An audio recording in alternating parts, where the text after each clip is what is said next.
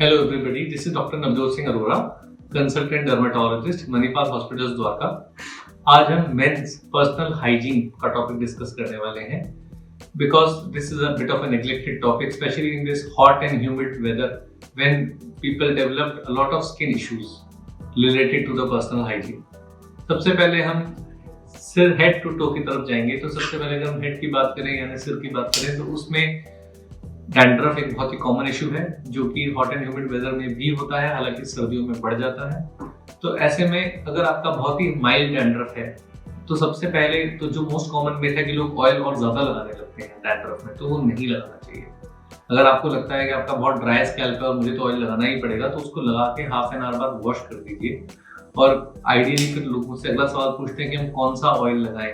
तो if at all oil लगाना ही है तो प्लेन कोकोनट ऑयल लगाइए और उसको हाफ एन आवर बाद वॉश कर दीजिए। एंड हफ्ते में 2 या 3 बार एंटी डैंड्रफ शैम्पू का यूज करिए जो मार्केट में इजीली अवेलेबल है, ओवर द काउंटर अवेलेबल है, जिनमें कि कीटोकोनाजोल 1% या 2% शैम्पूज तो विदाउट प्रिस्क्रिप्शन भी मिलते हैं। तो सबसे पहले हमने ये देखा कि डैंड्रफ में जो हमारा मिथ है कि हम ऑयल ज्यादा लगाने लगते हैं वो नहीं लगाना है।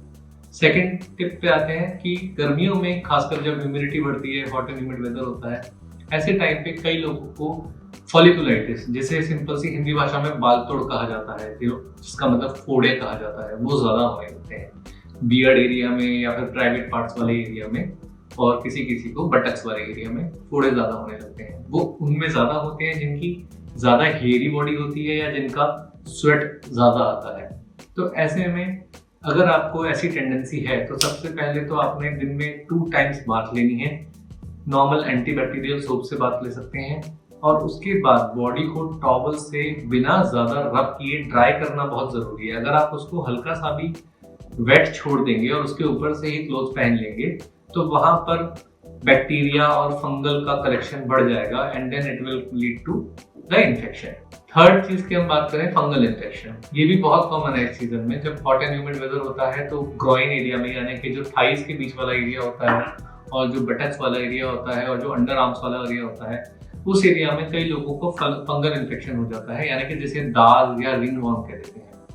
अब इसमें जो हमारे पास हमने देखा है सबसे बड़ी गलती लोग ये करके आते हैं कि नॉर्मल केमिस्ट पे गए और उसको बोला कि भाई दांत की ट्यूब दे दे। उन्होंने कॉम्बिनेशन वाली ट्यूब दे दी जिसकी उनको नॉलेज भी नहीं होती कि उनमें स्टेरॉइड भी हो सकता है, और वो पेशेंट लगा लेते हैं और उससे फिर आगे जाके वो दांत शुरू में तो रिलीफ आ जाता है खुजली में, लेकिन वो धीरे धीरे बढ़ता चला जाता है और बाकी एरियाज में फैल जाता है।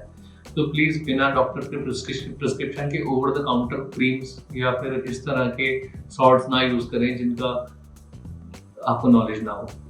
अब इसमें प्रिवेंशन वही प्रिवेंशन है कि आपको अपनी पर्सनल हाइजीन पे ध्यान देना है, दिन में 2 बार बात लेनी है, अच्छे से ड्राई रहना है। उसके बाद अपने अंडर गारमेंट्स को भी आपको ड्राई करना है अच्छे से, उसके बाद ही पहनना है, और अगर वो ठीक से नहीं सूखे तो उनको आयरनिंग भी करनी है।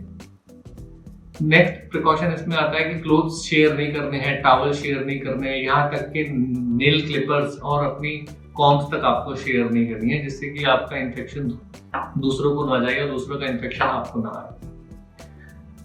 अगर आपके घर में किसी को भी फंगल इन्फेक्शन है तो उनके कपड़े अलग धोने हैं, गर्म पानी में धोने हैं और जल्दी से जल्दी उनका ट्रीटमेंट कराना है, नहीं तो ये कम्युनिकेबल डिजीज है और धीरे धीरे करके सबको फैल सकती है।